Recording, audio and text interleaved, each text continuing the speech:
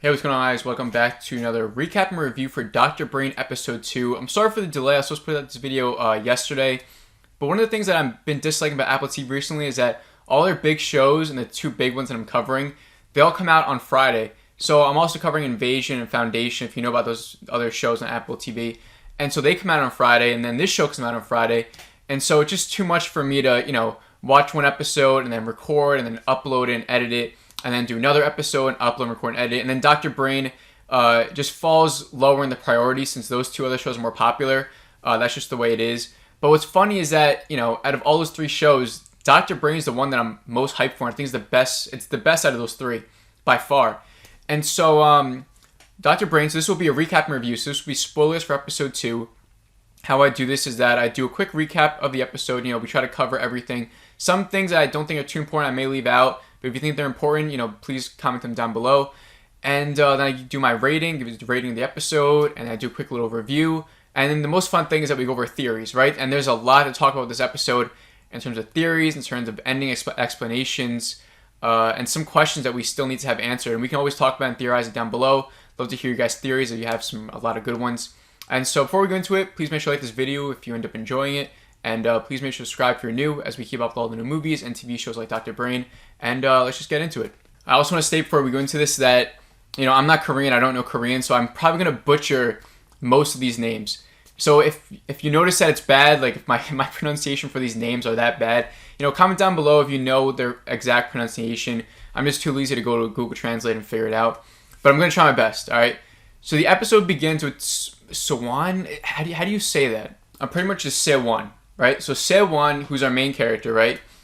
He's entering his wife's mind, Jae, who I think is in a coma right now, right? She's unconscious, but her brain is still active. And so he enters her mind, and so they sync their brains together, as we saw in last episode. So now he's synced together, right? So we see the memory of Sawan and Jae, and looks to be a happy memory. It's like morning time. They're in bed together. Do-yoon is there, their son. And it's all really happy until suddenly Do-yoon decides to bolt out of the house, right? And so Sawan, he wants to go follow him.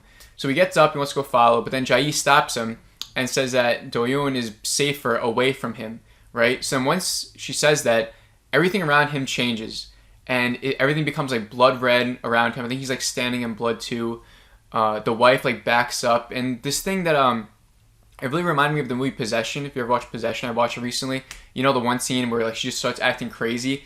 It looked just like a callback to that. When she backs up and the way everything looked, it just I drew comparisons to that.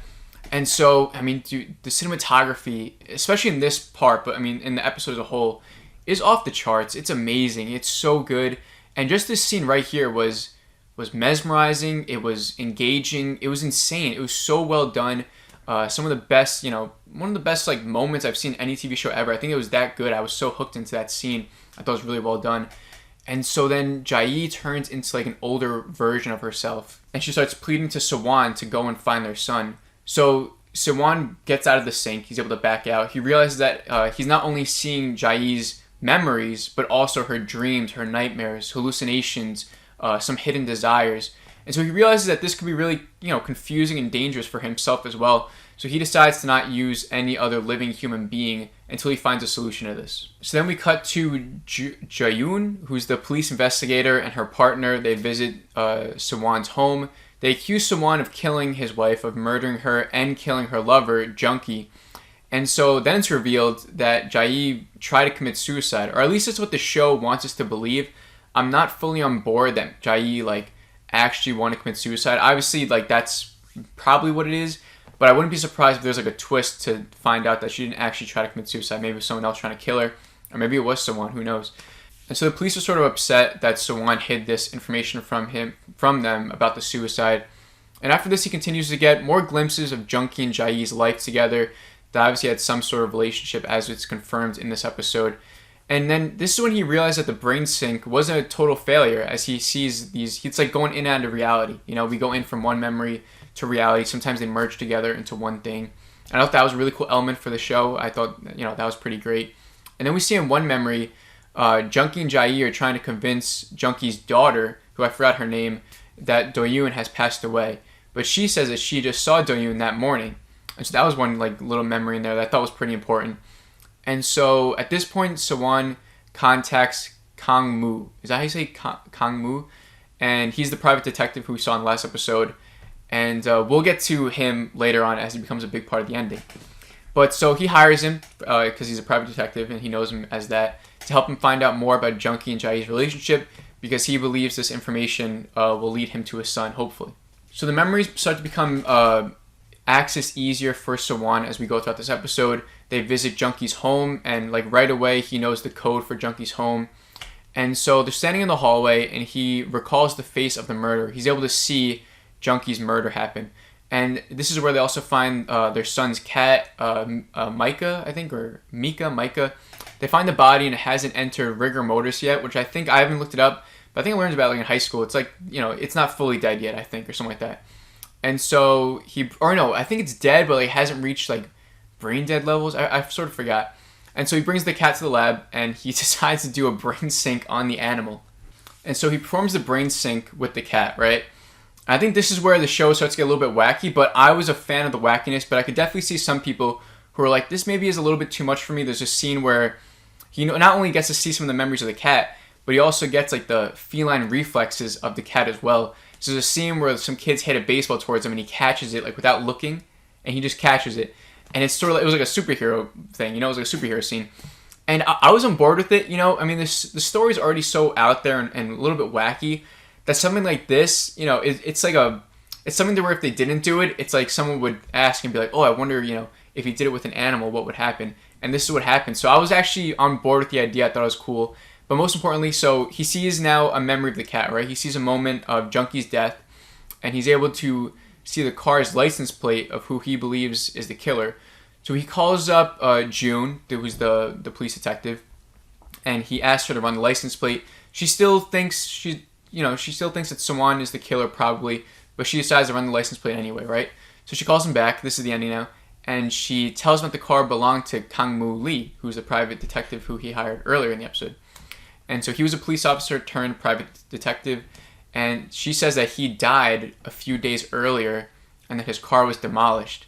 And so when she tells him this, suddenly someone's at the door of Sawan's house. He calls out, who is it? And the person says it's Kang Mu, who's supposed to be dead, right? That's the information we just got. And it was like this chilling ending. Absolutely loved it. The whole ending was insane. The last like 5 minutes or whatever it was, finding out that it was Kang Mu, and then finding out that not only that it was Kang Mu that might have killed Junkie, but that he's dead.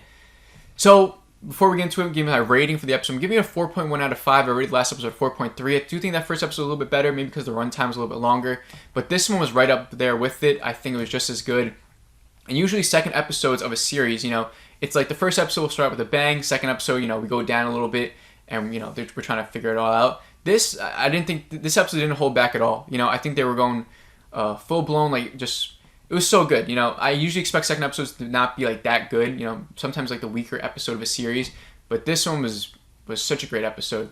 But let's discuss the ending first. So the first thing that came to mind about Kang Mu Lee for me was that maybe he's an imposter. Maybe he's someone else pretending to be Kang Mu Lee. But then I realized that in the database for the police, that when they look up the license plate, we see Kang Mu's face, right? And the version that Sawan is seeing is the same face. So it's the same person, so it can't be an imposter, right? And so now the probable reason of what I think it is now is that he's some sort of manifestation because the brain sync that he did to someone, right? It's like these memories could belong to Junkie, who met Kang Mu. That's one theory. Because he did brain sync with Junkie, right? I'm just trying to recall last episode. And so Junkie met Kang Mu, so maybe it could be that. But this manifestation is much more real than the others. And so now that I'm thinking that maybe maybe these manifestations, these visions came from the first subject. From, if you remember the first subject, there was someone that we didn't know the name of. Their face was unrecognizable because it was so smashed in. But when he brain synced with that person, he saw visions of a rock. Remember, it was just we didn't see who the person was. We saw a rock going up and down, and we saw blood coming up, which was, obviously the memory of whoever this person was dying from that, right? So now I'm thinking that that person who we didn't know was Kang Mu Lee. So he brain synced with Kang Mu Lee, and now the manifestation he's seeing of Kang Mu Lee is some sort of like non-self-aware manifestation that's in his brain, and that's why he's seeing Kang Mu Lee. Not that it's Junkie's memories, but that it's some sort of like subconscious entity manifestation that's synced with Sawan's own psyche. Does that make sense? But that's just my theory. That's not confirmed yet. So if you guys have any other theories, let me know down below. But I do think that's a solid one. I think I like that one a lot. It'd be a good little twist. And now the other big question is about Junkie, and how did he die? It was some sort of professionals, as you saw in the hallway scene, right? Some professionals killed Junkie, but those professionals were probably hired by someone else. So the question is not only who killed Junkie, but why did they kill Junkie? I think there's another scene in here where we see those professionals also attack Junkie's family. I think they attacked the grandmother, or they try to capture her. So, why? Like, why are these people targeting Junkie's family? Who actually killed Junkie? And that will lead us somewhere else, So, really compelling episode, like I said. This show is fantastic. This show is fantastic. I've been loving it. I love the whole, Korean show. Is it Korean or Indonesian? I think it's Korean, right? But I think Sawan's name comes from Indonesian origins. I don't know. It's Korean. But, yeah, so let me know what you guys think of this episode down below. Love to hear your thoughts. Did you think it was better than episode 1? I think episode 1 was a little bit better, like I said. But honestly, this show is amazing. It's the best thing on Apple TV right now for me. I think for what I've seen so far, this is the best thing. And it's just testament to foreign language shows that they can be just as good. And that's it. So make sure you like this video if you guys end up enjoying it. Please make sure to subscribe if you're new. And I will see you all in the next video. Have a great day.